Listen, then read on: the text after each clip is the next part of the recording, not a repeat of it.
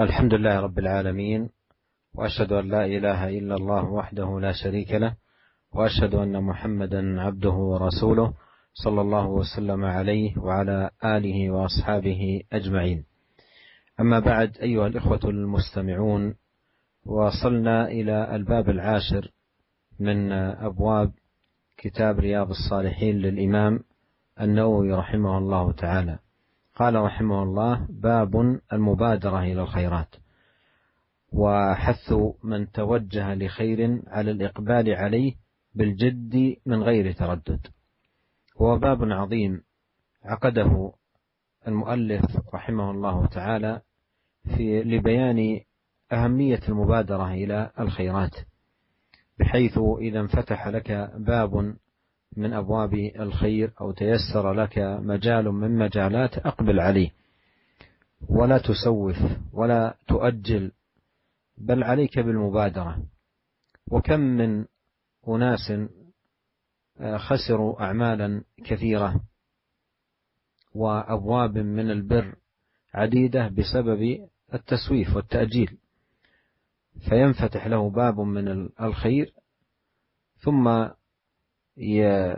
يؤجله إلى الغد أو ما بعد غد، أو يقول سوف أفعله فيما بعد، وتمضي الحياة عليه وهو لا يزال يؤخر ويؤجل عمل اليوم إلى الغد، فتفوت عليه الأعمال. ولهذا من الأمور المهمة التي ينبغي أن يعتني بها المسلم أن يبادر إلى الخيرات، والمبادرة هي المسابقة والمسارعة وعدم التأخير. ولهذا عقد رحمه الله هذه الترجمة لبيان ذلك: باب المبادرة إلى الخيرات، وحث من توجه لخير على الإقبال عليه بالجد من غير تردد. إذا تيسر لك باب من أبواب الخير أو سلكت طريقا من طرق الخير، فعليك أن تقبل عليه بالجد والهمة العالية والنشاط من غير تردد. أما إذا كان الإنسان في طرق الخير يتردد ويقدم رجل ويؤخر أخرى، فإنه بهذه الطريقة لا يصل إلى ثمرة ولا يصل إلى نتيجة حميدة. فالمطلوب من العبد المبادرة إلى الخيرات والمسارعة إليها والإقبال على الأعمال، أعمال البر التي تتيسر له. وساق رحمه الله تحت هذه الترجمة جملة من الدلائل من الكتاب والسنة. Bismillahirrahmanirrahim. Alhamdulillah. Segala puji dan syukur kita panjatkan kehadirat Allah Subhanahu wa taala atas segala limpahan karunia yang Allah berikan kepada kita. Kita bersaksi bahwasanya tidak ada sesembahan yang berhak untuk disembah dan untuk diberikan ketundukan kecuali Allah Subhanahu wa taala, pencipta alam semesta dan penguasa alam semesta ini. Dan kita bersaksi pula bahwasanya Nabi Muhammad adalah hamba Allah dan Rasul Allah Subhanahu wa taala yang Allah Subhanahu wa taala utus kepada beliau sebagai rahmat bagi seluruh alam. Dan kita memohon agar salawat dan salam senantiasa tercurahkan kepada beliau dan juga kepada keluarga beliau serta kepada seluruh sahabat beliau tanpa terkecuali. Para pendengar yang dirahmati oleh Allah Subhanahu wa taala, sekarang kita sudah sampai pada bab yang ke-10 dari kitab Riyadhus Shalihin, yaitu bab yang dibuat oleh Al-Imam Nawawi dengan judul Babul Mubadarah ilal Khairat wa hathu man tawajjaha li khairin 'alal iqbal 'alaihi bil jidd min ghairi taraddudin. Yaitu bab tentang bersegera menuju pada pintu-pintu kebaikan dan dorongan kepada orang yang telah berjalan di atas kebaikan agar membulatkan tekadnya dan bersungguh-sungguh tanpa ragu-ragu. Para pendengar yang dirahmati oleh Allah Subhanahu wa taala, ini merupakan bab atau pembahasan yang sangat penting yang telah ditulis oleh al-muallif, yaitu Al-Imam Nawawi rahimahullah, penulis kitab Riyadhus Shalihin, di mana beliau ingin menjelaskan tentang urgensinya al-mubadarah, urgensinya bersegera untuk melakukan kebaikan. Jika seorang hamba telah dibukakan baginya salah satu pintu dari pintu-pintu kebaikan, telah dibukakan baginya satu sarana untuk berbuat kebaikan, maka hendaknya dia segera memasuki pintu kebaikan tersebut. Segera dia lakukan kebaikan tersebut. Jangan dia ragu-ragu. Jangan dia sampai terjerumus dalam taswif, yaitu mengatakan nanti saja, besok, ya, lusa baru saya kerjakan. Ya. Jangan dia tunda. Kalau sudah dibukakan di depan dia pintu kebaikan, maka segera dia masuki pintu kebaikan tersebut. Diberikan kesempatan bagi dia untuk melakukan kebaikan, amal kebaikan, segera dia lakukan amalan tersebut. Karena barang siapa, ya, yang kita dapat yang menunda-nunda, dia akan merugi. Dan betapa banyak kita dapati banyak orang, yang mereka akhirnya merugi, tidak mendapatkan kebaikan yang besar. Kenapa? Gara-gara menunda-nunda amalan kebaikan. Ya, banyak di antara orang-orang yang mengatakan sudah dibukakan di depan dia pintu kebaikan, dibukakan di depan dia kesempatan untuk berbuat baik, dia mengatakan, ya, besok saja saya kerjakan, atau lusa saya akan kerjakan, ya, akan saya kerjakan, dan terus dia mengucapkan demikian. Sampai kehidupan terus berlalu, berlanjut, waktu demi waktu berlalu, dan dia tidak melakukannya. Sampai akhirnya, dia meninggal dunia, dan tidak sempat melakukan amalan kebaikan tersebut. Ya, telah luput kesempatan untuk beramal soleh. Oleh karenanya, merupakan perkara yang sangat urgen, yang sangat penting, yaitu bersegera untuk melakukan kebaikan, dan tidak ditunda-tunda. Inilah Al-Imam Nawawi kenapa membuat bab ini, dalam rangka untuk mengingatkan kita akan sikap bersegera dalam melakukan kebaikan. Beliau mengatakan bab al-mubadarah ilal khairat, yaitu bab bersegera untuk melakukan amalan-amalan kebajikan, wa hathu man tawajjaha li khairin alal iqbal, dan anjuran atau dorongan kepada orang yang telah berjalan menuju kebaikan agar membulatkan tekadnya, ya, alal iqbali alaihi bil jiddi min ghairi taraddud, dengan sungguh-sungguh dan tanpa ada keraguan. Jika engkau telah menempuh suatu jalan kebaikan, maka hendaknya engkau, ya, bulatkan tekadmu, bersungguh-sungguh, min ghairi taraddud, dan jangan ragu-ragu, ya. Jangan ragu-ragu. Adapun jika, ya, engkau kemudian tatkala berjalan di atas jalan kebaikan, kemudian berjalannya penuh dengan keraguan, melangkah ke depan tapi mundur lagi, melangkah lagi, mundur lagi, ya. Cara seperti ini tidak akan mendatangkan kebaikan. Ya. Cara seperti ini tidak akan menyampaikan pada, ya, kesudahan yang baik. Tidak akan menyampaikan pada hasil yang baik. Oleh karenanya jika seorang telah berjalan di atas amalan kebajikan, maka jangan ragu-ragu, tempuh jalan tersebut dan jangan ditunda-tunda. Ya. Alhamdulillah, barang siapa yang telah dimudahkan bagi dia amalan-amalan kebajikan, ya, maka hendaknya dia segera melakukannya. Kemudian Imam rahimahullah kemudian membawakan dalil-dalil tentang akan hal ini, baik dari Al-Quran maupun dari hadis-hadis Nabi SAW. ومشكلة كثير من الناس في هذا الباب أيها الأخوة المستمعون هو التسويف والتأجيل وتأخير الأعمال وعدم المبادرة والمسارعة إلى القيام بها. فكم تقبل على الإنسان من أعمال وأبواب كثيرة من البر فيؤجلها فيفوته خيرها وبركتها وفضلها. وفي هذا يقول العلامة ابن القيم رحمه الله تعالى في كتابه الفوائد: كم جاء الثواب يسعى إليك فوقف بالباب فرده بواب سوف ولعل وعسى. وهذا يحصل للإنسان كثيرا، تنفتح له أبواب عظيمة للخير والبر، ثم يقول سوف أفعلها فيما بعد، لعلي أفعلها غدا، عسى أن أقوم بها في وقت لاحق، أو نحو هذا من الكلام، ثم يفوت على نفسه هذا الباب العظيم من الخير الذي قد تهيأ له. Para pendengar yang dirahmati oleh Allah Subhanahu wa taala, yang menjadi problem, yaitu yang menimpa banyak orang, yaitu penyakit taswif, menunda-nunda. Nanti saja, ya. Besok saja, lusa saja, bulan depan saja, ya. Nanti kalau ada kesempatan lain, ya. Ya, padahal betapa sering amalan-amalan kebajikan sudah dibuka di hadapan dia. Dia tidak berusaha, bahkan amalan kebajikan tersebut, kesempatan tersebut telah terbuka di hadapannya. Namun dia tidak bersegera. Dia tidak segera melakukannya. Ya. Oleh karenanya kita katakan betapa sering amalan-amalan kebajikan itu berada, kesempatan untuk beramal kebajikan berada di hadapan seorang hamba. Akan tapi kemudian dia menunda-nundanya, akhirnya dia luput dari pahala yang besar, ganjaran yang besar dari amalan-amalan kebajikan tersebut. Oleh karenanya Imam Ibnu Qayyim rahimahullah pernah mengucapkan suatu ucapan yang sangat indah dalam kitabnya Al-Fawaid. Kata Imam Ibnu Qayyim rahimahullah, "Kam ja'a thawabu yas'a ilaika fawaqafa bil bab faraddahu bawabu saufa wala'alla wa asa." Kata Imam Ibnu Qayyim rahimahullah, betapa banyak pahala yang datang kepada engkau. Kemudian pahala tersebut waqafa bil bab. Pahala tersebut sudah berada di depanmu, di depan pintu, tinggal masuk. Faraddahu bawabu saufa. Akan tetapi ada penjaga pintu yang menolak tamu pahala tadi. Ya. Siapa penjaga pintu tersebut? Itu penjaga pintu saufa, nanti, la'alli, nanti mungkin saja saya akan kerjain, wa asa, mungkin saja akan saya kerjakan suatu saat, kesempatan lain. Inilah perkataan-perkataan seperti ini yang akhirnya menolak kebaikan yang sudah dibawakan oleh Allah Subhanahu wa taala di hadapan seorang hamba.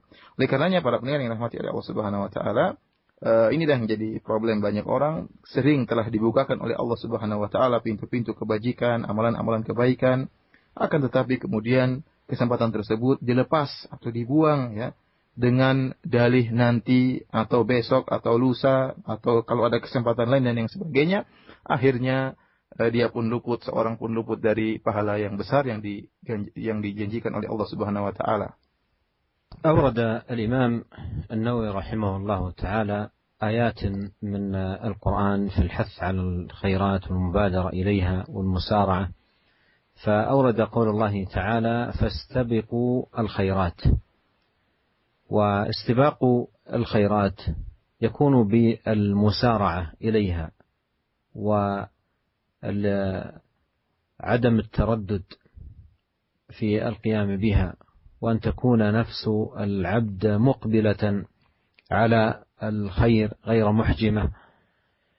فقوله سبحانه وتعالى: فاستبقوا الخيرات فيه حث على المبادرة إلى الخيرات والمسارعة إلى فعلها والتحذير من التسويف والتأخير والتأجيل.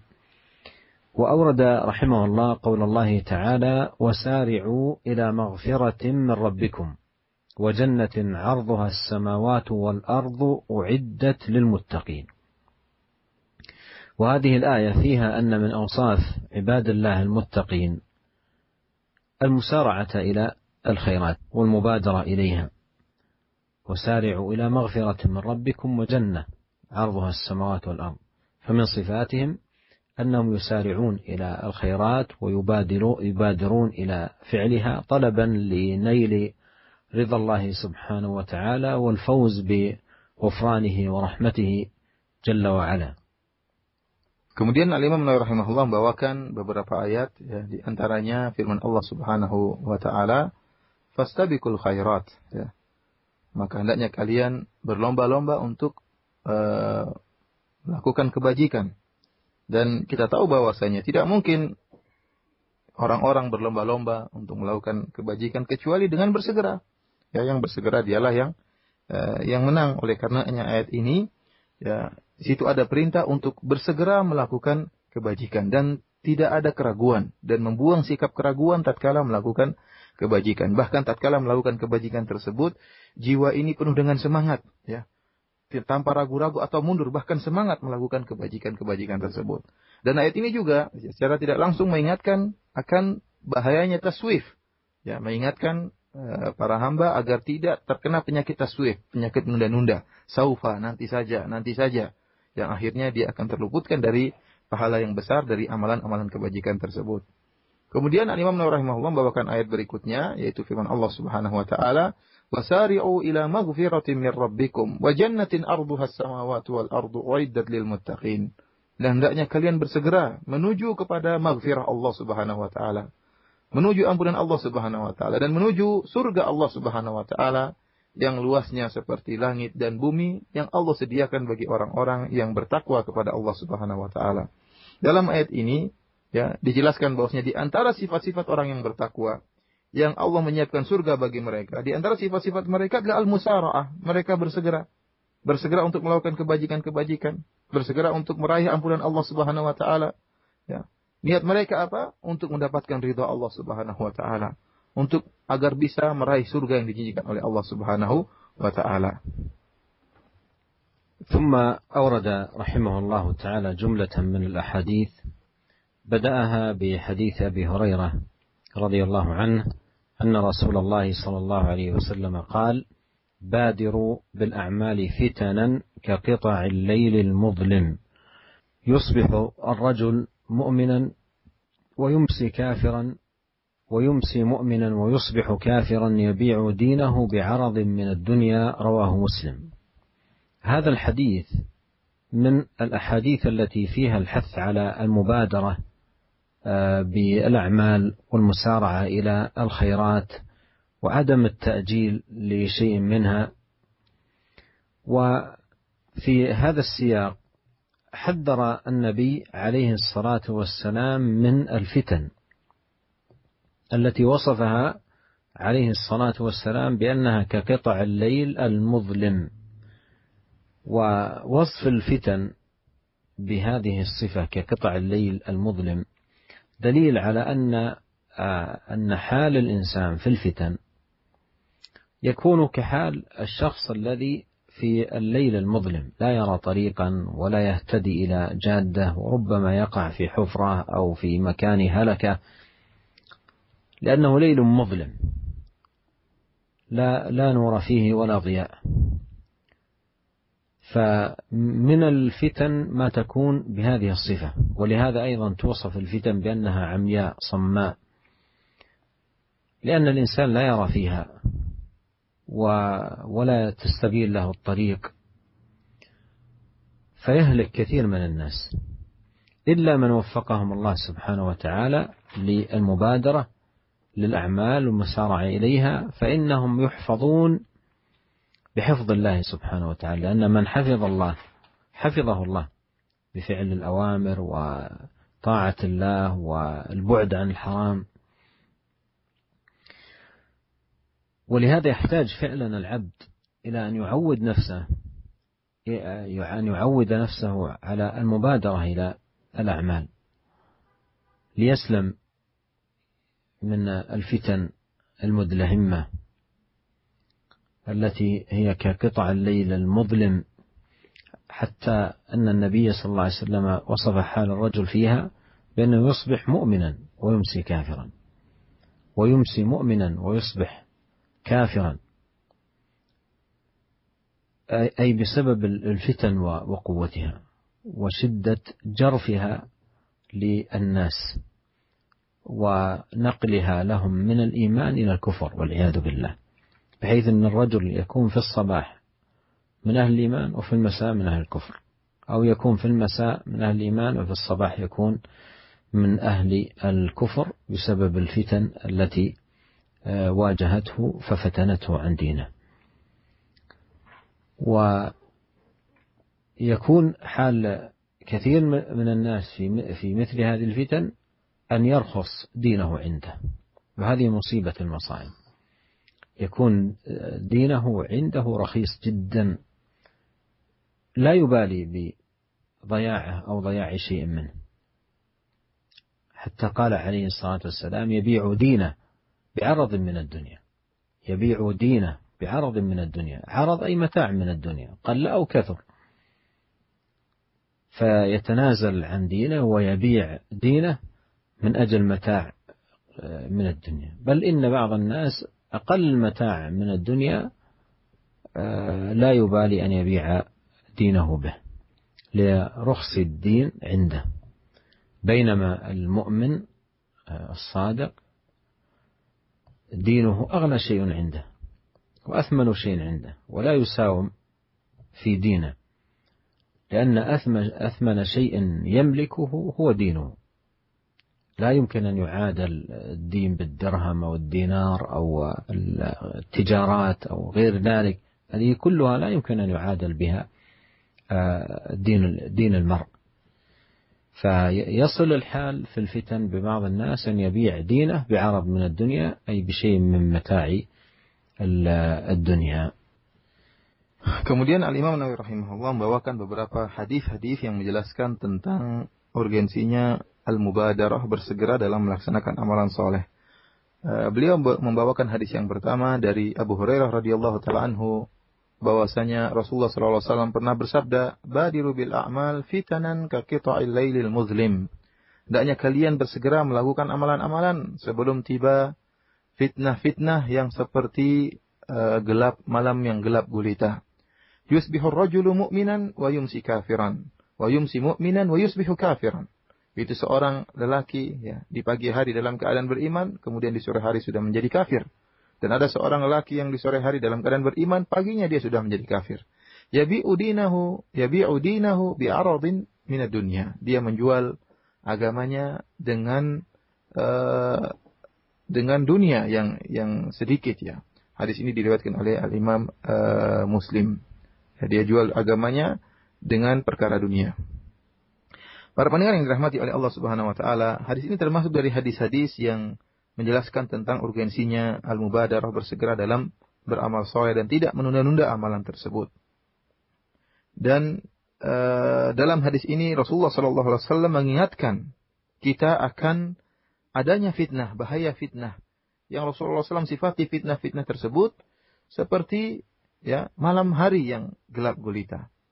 Yang ini tatkala Rasulullah SAW menjelaskan tentang sifat fitnah tersebut yang seperti malam hari yang sangat gelap, yang tidak ada cahaya sama sekali.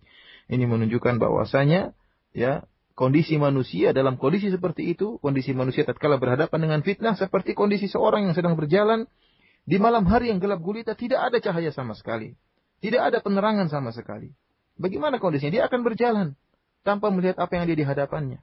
Bisa jadi terjerumus dalam lubang, ya, terjatuh karena sesuatu. Ya. Dia tidak mengerti. Kenapa? Karena fitnah yang datang kepadanya ya sangat gelap, tidak kelihatan sesuatu pun. Tidak ada petunjuk sama sekali. Oleh karenanya dalam hadis yang lain disebutkan Rasulullah SAW menyebutkan bahwa mensifati fitnah dengan al-amya, as-samma, yaitu sifat fitnah yang membutakan, yang buat orang tidak bisa melihat sama sekali, ya. Sehingga tidak nampak jalan yang ada di hadapan seorang. Kenapa? Karena fitnah tersebut begitu dahsyat, ya, sehingga tidak bisa kelihatan jalan kebenaran. Banyak orang yang tatkala berhadapan dengan fitnah tersebut, fitnah yang modelnya seperti ini, ya, maka mereka akan binasa.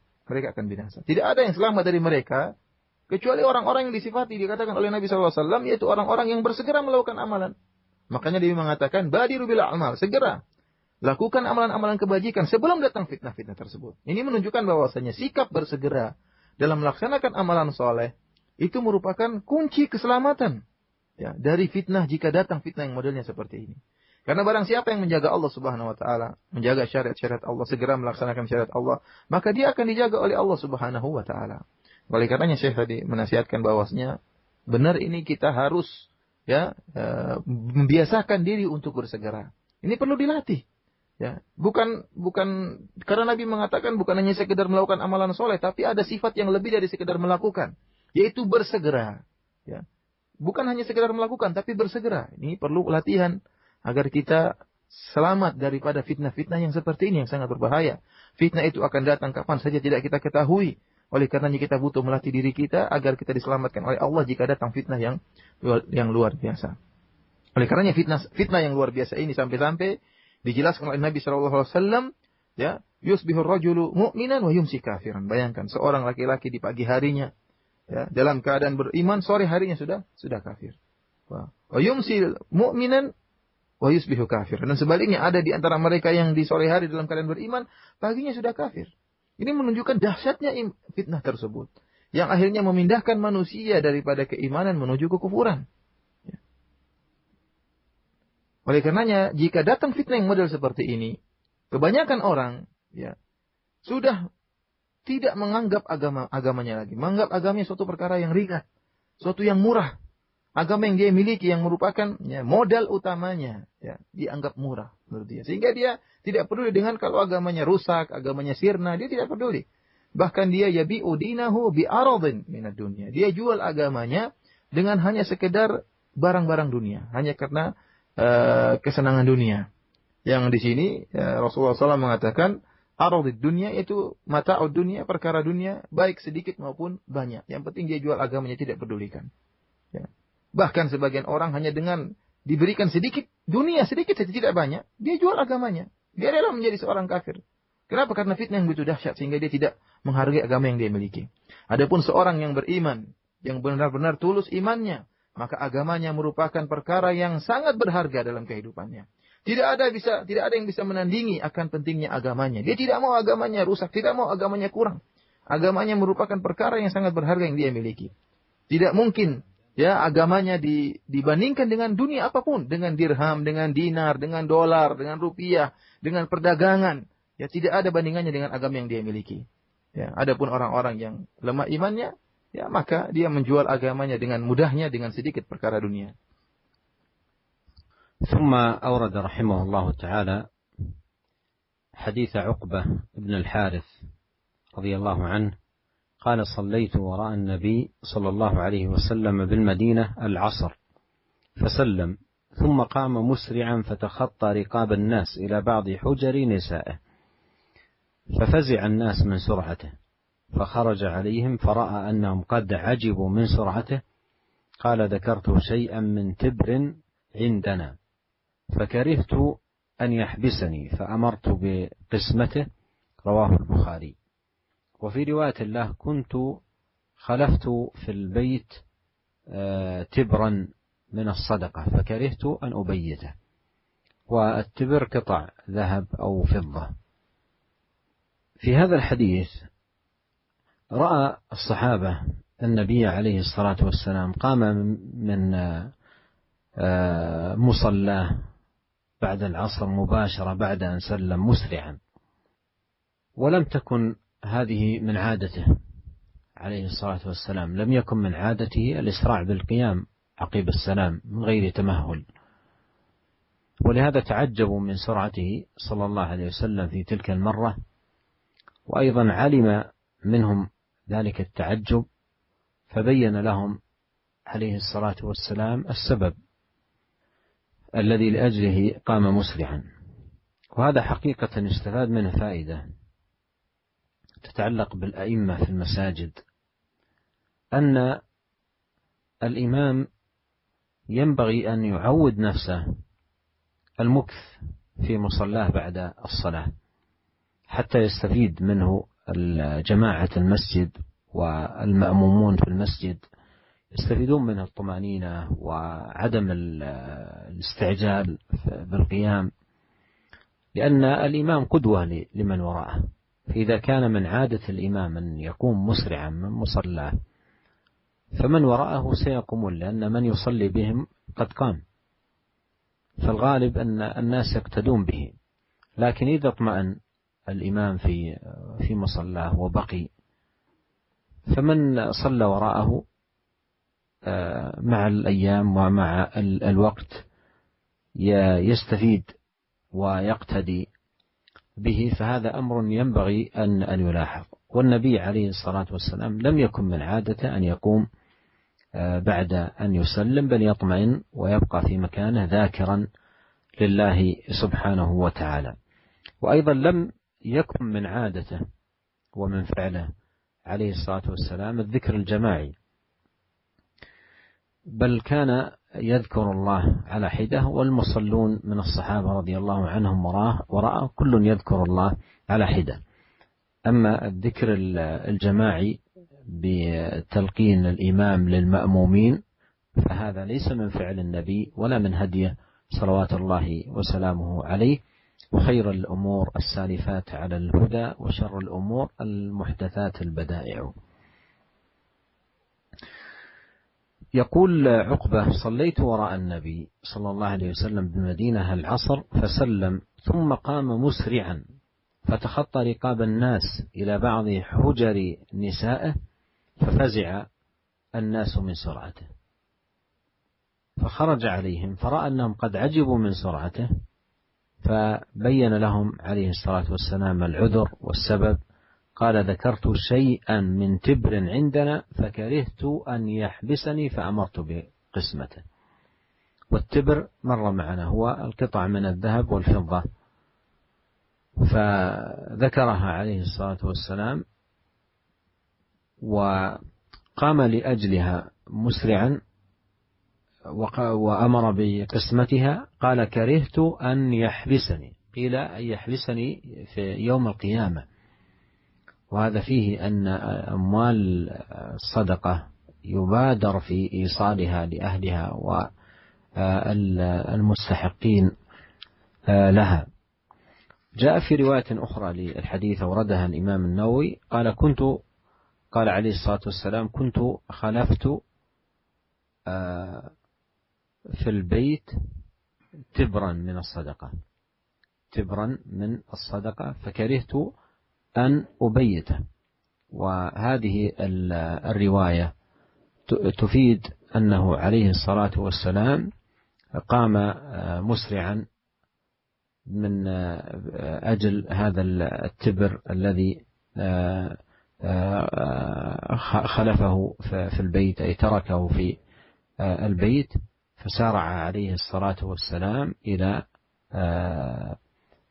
الأمر بقسمته. ويستفاد من ذلك المبادرة إلى فعل الخيرات وأداء الحقوق لأصحابها وعدم التهاون في ذلك والمسارعة إلى ذلك. مهما كان مقام الإنسان ومهما كانت منزلته، الواجب عليه أن يبادر وأن يسارع في الخيرات وأن لا يؤجل شيئا منها، بل يسارع ويبادر مغتنما الوقت ومبادرا إلى الخيرات. Para pendengar yang dirahmati oleh Allah Subhanahu wa taala, kemudian Al-Imam Nawawi rahimahullah membawakan hadis yang kedua dari sahabat Uqbah bin Al-Harits radhiyallahu taala anhu. Dia berkata, aku pernah salat di belakang Nabi sallallahu alaihi wasallam di kota Madinah, yaitu salat Asar. Fasallama thumma qama musri'an. Kemudian Nabi sallallahu alaihi wasallam setelah salam dari salat Asar, beliau berdiri dan segera berjalan dengan cepat. Fatakhatta riqaban nas, bahkan Nabi sallallahu alaihi wasallam sampai melompati pundak-pundak para sahabat, para makmum. Segera menuju ke sebagian salah satu dari rumah-rumah istri-istri beliau. Fafazi'an nasu min sur'atihi, maka orang-orang pun kaget melihat Rasulullah bergegas bersegera, ada apa? Fa kharaja alaihim fa ra'a annahum qad ajibu min sur'atihi. Nabi sallallahu alaihi wasallam pun setelah itu keluar dari rumahnya. Kemudian Rasulullah SAW melihat bahwasanya para sahabat kaget atau heran melihat sikap beliau.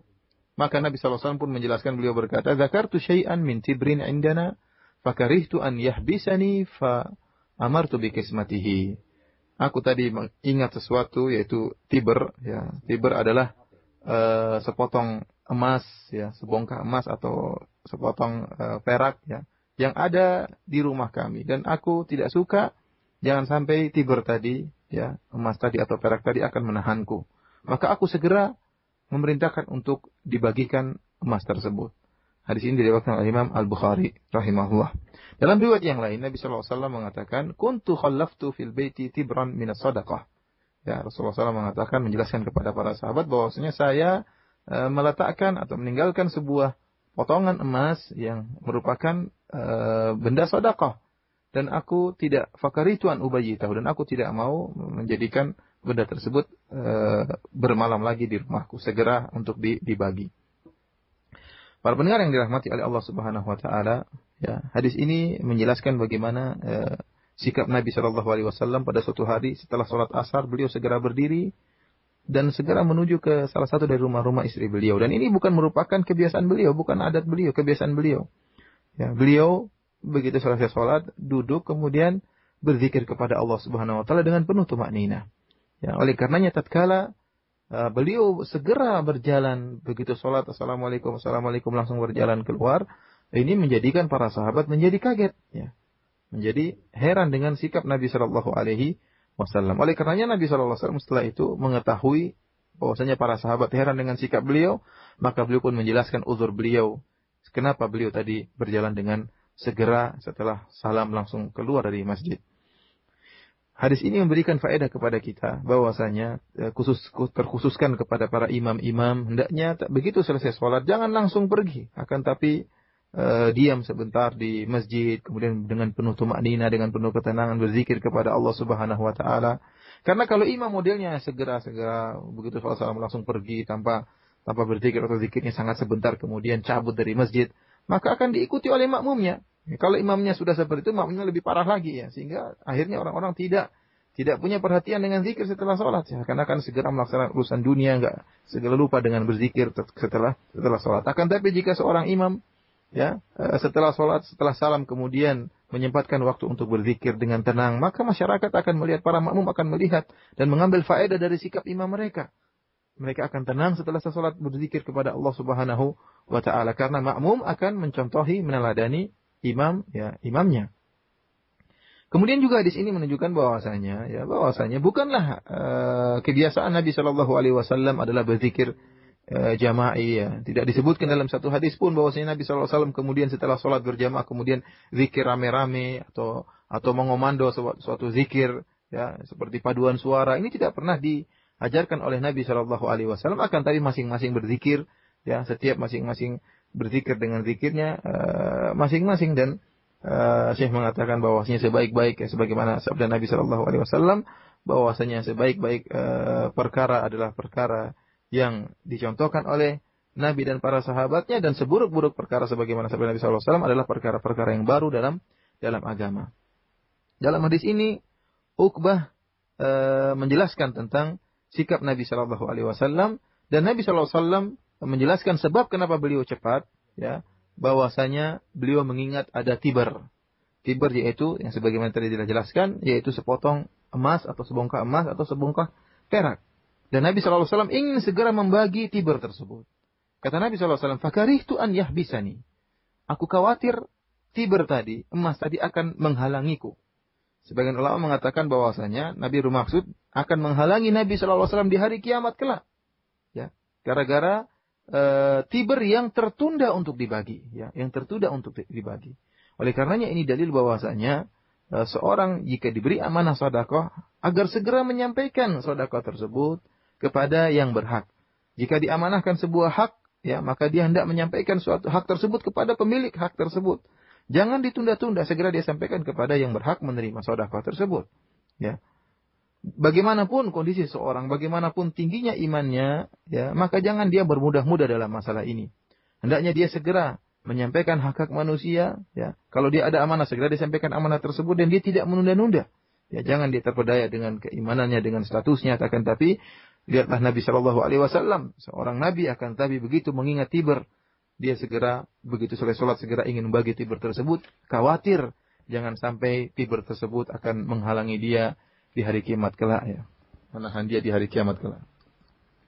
ثم أورد رحمه الله تعالى حديث جابر بن عبد الله رضي الله عنهما قال رجل للنبي صلى الله عليه وسلم يوم أحد أرأيت إن قتلت فأين أنا؟ قال في الجنة.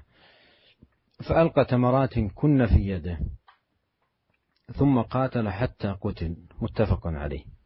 وهذا الحديث في حرص الصحابة الكرام رضي الله عنهم على المبادرة إلى الخيرات والمسارعة إلى أبواب البر وما يوصل إلى جنات النعيم وتكون به النجاة من العذاب والخزي يوم الدين.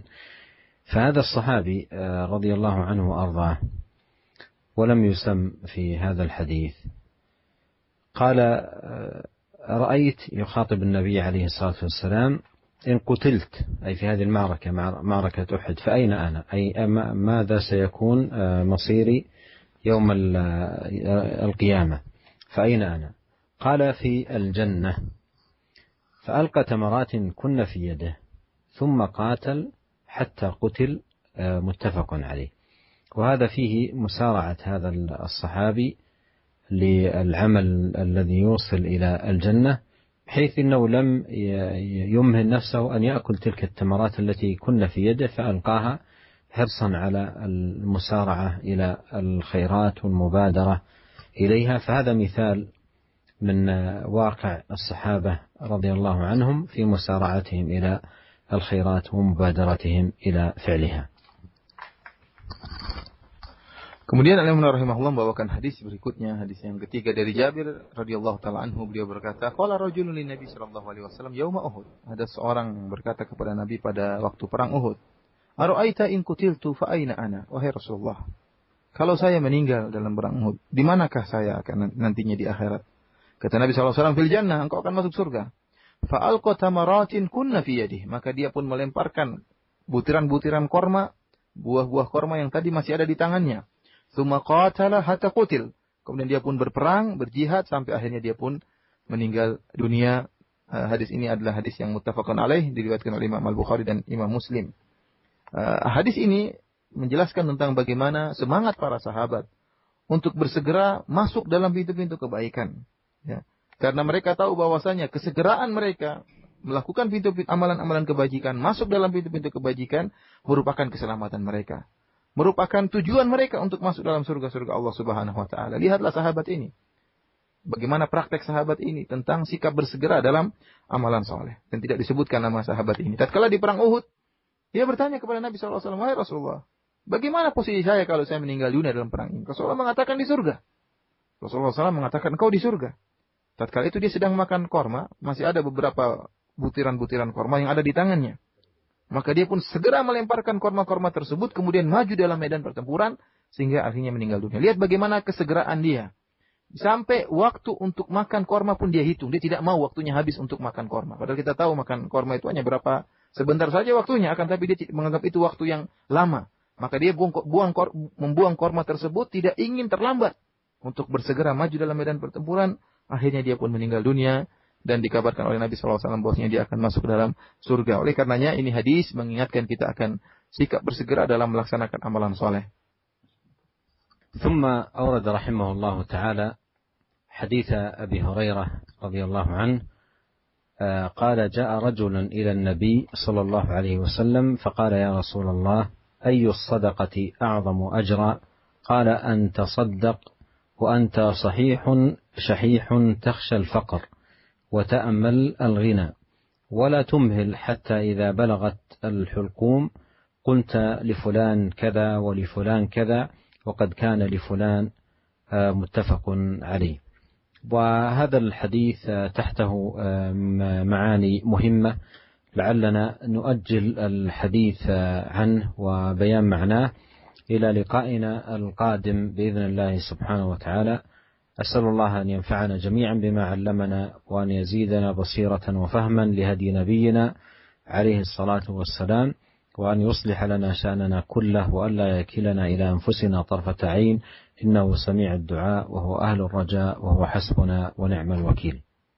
Kemudian Al-Imam rahimahullah membawakan hadis berikutnya, hadis keempat dari Abu Hurairah radhiyallahu anhu, bahwasanya ada seorang datang menemui Nabi sallallahu alaihi wasallam dan bertanya, "Wahai Rasulullah, sedekah apakah? Sedekah manakah yang paling besar pahalanya?" Maka Nabi sallallahu alaihi wasallam menjawab bahwasanya yaitu engkau bersedekah, engkau dalam keadaan sehat dan dalam keadaan kurang harta dan engkau takut kemiskinan dan engkau berharap untuk bisa menjadi berkecukupan. Kemudian engkau tidak menunda ya sedekah tersebut ya. Jangan sampai-sampai engkau menunda hingga akhirnya tatkala nyawa sampai di kerongkongan kemudian engkau berkata engkau bersedekah untuk si fulan sekian ya. Ini hadis yang mengandung banyak faedah yang insyaallah akan kita jelaskan pada pertemuan berikutnya ya. Selanjutnya saya kembalikan kepada Akhi Ihsan. Jazakallahu khairan, mengucapkan kepada Syekh Abdul Razak dan Al-Ustaz Abdul Muslim Firanda yang telah menerjemahkan kajian kita pada kesempatan sore hari ini. Dan sesi selanjutnya kami berikan kesempatan bagi pendengar roja untuk bertanya secara lanjut di 0218236543. Dan untuk pertanyaan pesan singkat Anda bisa sampaikan di 0819896543. Kita angkat terlebih dahulu dari telepon, silakan. Halo. Baik, Assalamualaikum. Assalamualaikum. Silakan. Terputus, kami angkat terlebih dahulu dari pesan singkat. Assalamualaikum warahmatullahi wabarakatuh. Iya, Syekh, bagaimanakah pendapat Syekh tentang keadaan sebagian kaum muslimin yang mereka sangat bersegera dalam mencari kehidupan dunia dengan alasan mencari nafkah, tapi ketika ada seruan untuk menghadiri kajian ilmu atau halaqah-halaqah ilmu, mereka beralasan dengan sesuatu yang menghambat atau memenuhi undangan tersebut. Mohon nasihatnya, jazakallah khair. الإنسان ينبغي أن يكون بصيرا على نفسه وأعماله. وكنا تحدثنا في الحلقة الماضية عن التفكر وأهميته ومجال التفكر، وفيه مداواة لهذه المشكلة بما مر معنا من نقاط ينبغي على المرء أن يتفكر فيها، ولا سيما كلام الإمام ابن القيم رحمه الله تعالى الذي نقلناه من كتابه الفوائد. وعلى كل حال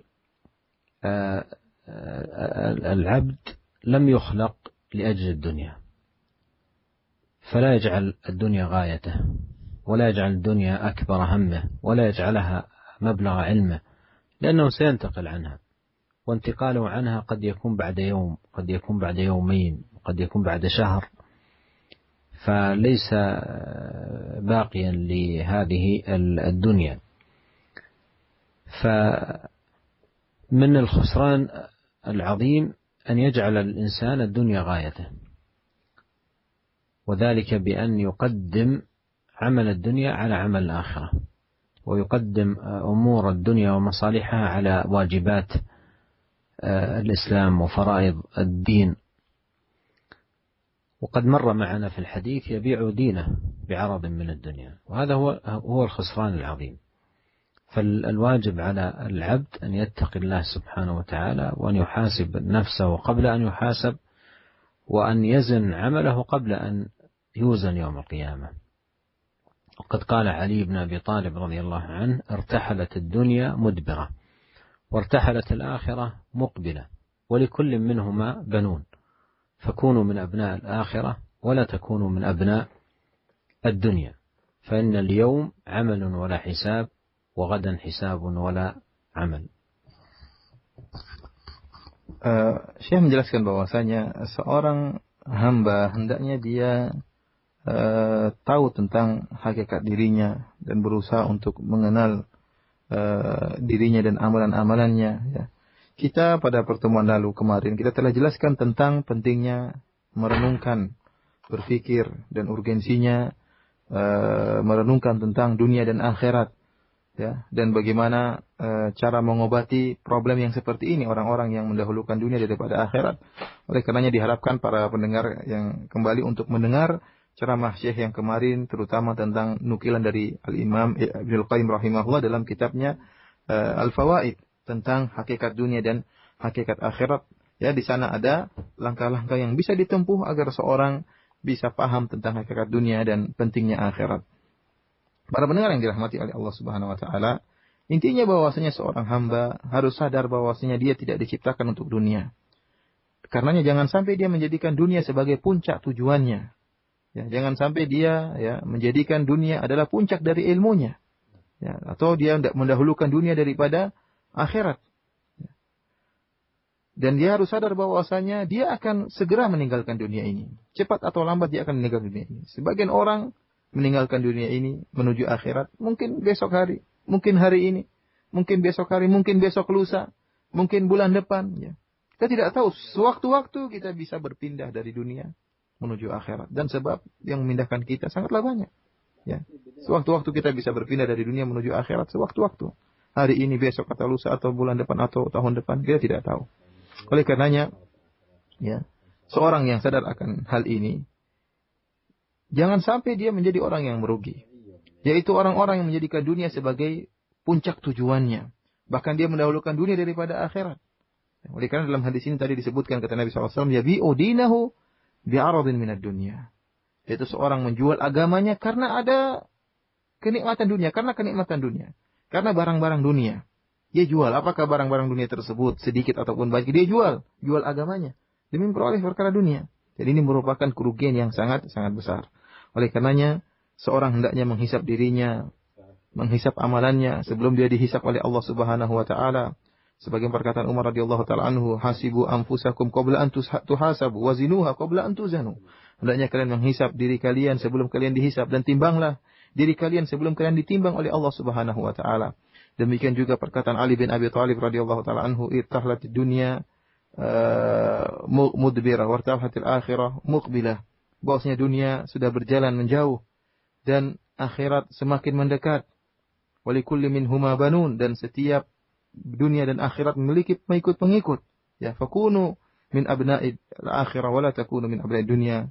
Kata Ali bin Abi Thalib, janganlah kalian menjadi pengikut-pengikut dunia, akan tapi hendaknya kalian menjadi pengikut-pengikut akhirat.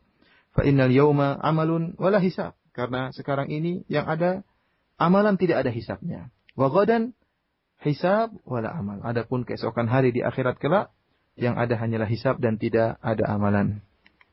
Jazakallah khair. Dan demikian bagi para pendengar yang bertanya beberapa pertanyaan yang sama. Alhamdulillah, jazakumullah khair. Kita berikan kesempatan berikutnya. Ada pendengar kita di Depok, silahkan Ibu.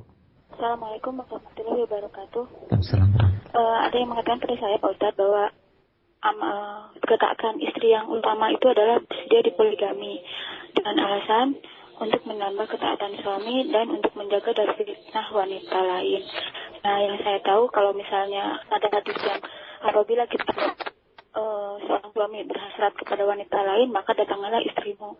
Itu mohon penjelasannya, apakah benar hal tersebut, Pak Ustaz? Terima kasih. Assalamualaikum warahmatullahi wabarakatuh. Waalaikumsalam warahmatullahi wabarakatuh. Segala khair. أعمال الخير وأبواب الخير كثيرة ومتعددة، وإذا كان من مصلحة الزوج أن يعدد وقدرت زوجه تلك المصلحة وكانت عونا له إما بكلامها أو بدعائها أو بغير ذلك، فإن لا شك أنها بإذن الله تبارك وتعالى تكون مأجورة على هذا الإحسان وهذا التفهم لهذا الأمر.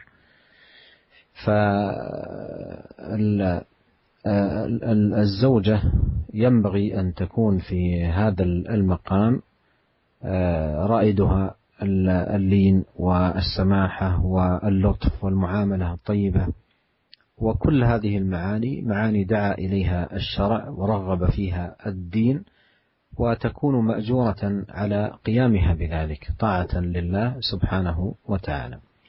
والتعدد فيه مصالح وفيه فوائد وفيه منافع، وأيضا ليس لكل أحد وله ضوابطه في الشرع التي تلزم الرجل عندما يعدد، فيجب عليه أن يتقي الله سبحانه وتعالى وأن يقوم بالأمر كما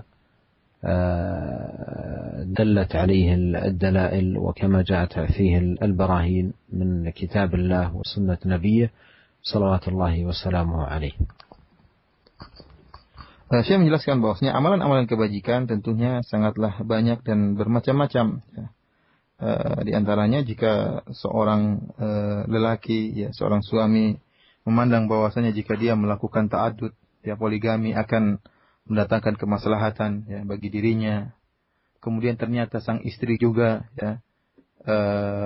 mengerti akan hal itu, kemudian bahkan ridho dengan hal itu, baik dengan sikapnya atau dengan perkataannya, mengerti akan kondisi suami, maka jika dia melakukannya karena Allah Subhanahu wa taala, maka dia akan diberi pahala oleh Allah Subhanahu wa taala karena pengertiannya dan juga karena kebaikannya kepada suaminya. Syekh menjelaskan bahwa seorang istri hendaknya dalam kondisi seperti ini dibimbing oleh sikap lembut dan muamalah yang baik terhadap suaminya, karena hal-hal seperti ini, poligami dan juga sikap lembut terhadap suami, ini merupakan perkara yang dianjurkan oleh syariat. Dan jika dia melakukan hal ini, maka dia akan mendapatkan pahala di sisi Allah Subhanahu wa taala. Dan poligami merupakan syariat Allah Subhanahu wa taala yang mendatangkan banyak kemaslahatan dan juga manfaat-manfaat. Akan tapi kata Syekh, tidak setiap orang bisa melakukannya. Karena poligami ada dhawabit, ada kaidah dan aturan-aturan mainnya. Seorang yang hendak melakukan poligami, maka hendaknya dia menjalankan aturan-aturan poligami dengan baik, sebagaimana yang ditunjukkan oleh dalil-dalil yang begitu banyak, baik dalam Al-Quran maupun dalam sunnah Nabi Sallallahu Alaihi Wasallam. Baik, jazakallah khair atas penjelasan dan jawabannya, Syekh. Kita berikan kesempatan kembali untuk pesan singkat yang sudah cukup banyak dan beberapa pertanyaan sama kami angkat. Assalamualaikum warahmatullahi wabarakatuh. Barakallahu fikum. Ya Syekh, berkaitan dengan tema kita sehari ini, bab untuk bersegera melakukan kebaikan, di mana di tempat kami begitu banyak amalia-amalia kebaikan yang diprakarsai dan diritualkan oleh sebagian kaum muslimin. Bolehkah kami melakukan hal tersebut dalam rangka menjaga kerukunan dan mendapatkan pahala di sisi Allah, walaupun setelah kami mengetahui dalam sisi syar'i, melihat dan mendengarkan kajian-kajian bersama di Radio Roja, tidak ada perintah atau anjuran dari Rasulullah berkenaan dengan perkara-perkara tersebut. Hanya sebatas bersegera dalam kebaikan untuk meraih pahala di sisi Allah. Jazakallahu khair.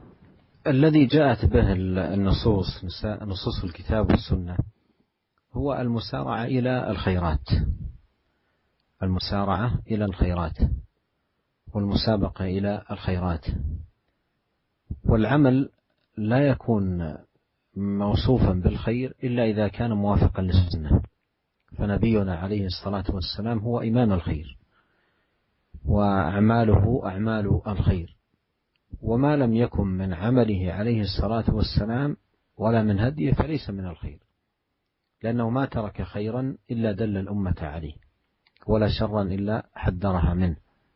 ولهذا صح في الحديث عنه أنه قال: من عمل عملا ليس عليه أمرنا فهو رد، وقال: كل محدثة بدعة. فالمسارعة لا تكون إلى الأعمال المحدثة أو إلى البدع أو إلى الأهواء التي ما أنزل الله بها من سلطان، حتى وإن فعلها الناس، وإنما تكون المسارعة إلى الخيرات، والخيرات هي التي جاء بها النبي الكريم صلوات الله وسلامه وبركاته عليه. Syekh menjelaskan bahwasanya yang datang dalam dalil-dalil dalam nusus, yaitu untuk kita bersegera melakukannya adalah al-khairat, yaitu kita diperintahkan untuk bersegera dalam melakukan kebajikan-kebajikan dan berlomba-lomba untuk melakukan kebajikan-kebajikan. Dan suatu amalan tidak bisa disifati dengan amalan kebajikan kecuali jika sesuai dengan sunnah Nabi Shallallahu Alaihi Wasallam dan pernah dicontohkan oleh Nabi Shallallahu Alaihi Wasallam. Kenapa? Karena Nabi Shallallahu Alaihi Wasallam adalah imam dalam melakukan amalan-amalan kebajikan. Seluruh amalan-amalan beliau adalah amalan-amalan kebajikan.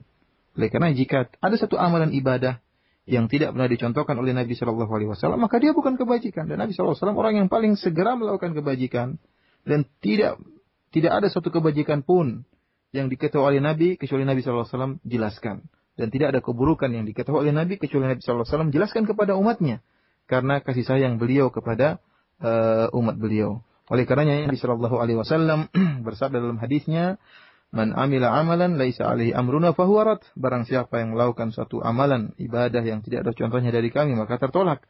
Dalam hadis yang lain kata Nabi Shallallahu Alaihi Wasallam, "Man ahdatsa fi amrina hadza ma laisa minhu fahuwa rad."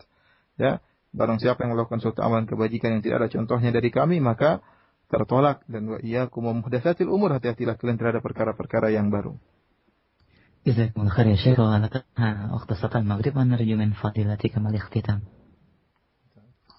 نسأل الله عز وجل أن يوفقنا جميعا للمسارعة للخيرات، وأن يعيننا على طاعته، وأن يعيدنا من البدع والأهواء، وأن يهدينا إليه صراطا مستقيما، إنه تبارك وتعالى سميع قريب مجيب. والله تعالى أعلم، وصلى الله وسلم على عبده ورسوله نبينا محمد وآله وصحبه أجمعين، والسلام عليكم ورحمة الله وبركاته.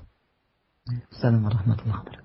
Demikianlah para pendengar yang dirahmati oleh Allah Subhanahu wa taala, kajian kita pada kesempatan kali ini. Semoga Allah Subhanahu wa taala senantiasa memberikan taufiknya kepada kita semua, menunjukkan kepada kita jalan yang lurus dan memudahkan kita untuk menjalankan ketaatan kepada Allah, dan menjauhkan kita dari perbuatan-perbuatan bid'ah yang tidak pernah dicontohkan oleh Nabi sallallahu alaihi wasallam. Demikian saja, wabillahi taufik wal hidayah. Assalamualaikum warahmatullahi wabarakatuh.